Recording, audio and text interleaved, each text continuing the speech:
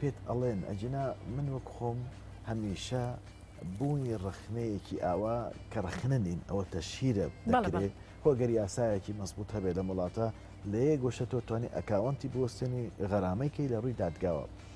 بەڵام من نامچمە ئەگەر وا بێ شکایەت لە هەزاران کەس بکەیت.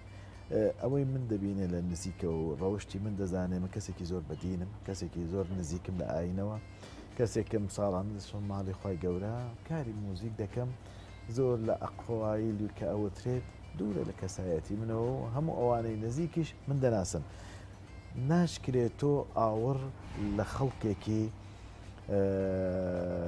دەرەجە سێ بدەیتەوانێ کە بە چەند هەنگاو لە دوای تۆون لە بازنەیەکی دواکەوتو دانیشتون تەنها قسان وشەی نەشیاوە لە سۆسیال میدیا منەڵم خوا یارمەتیاندا زۆریش لەوانەیە کە قسەیان کردووە هاتوون داوای لەبردنیان کردووە.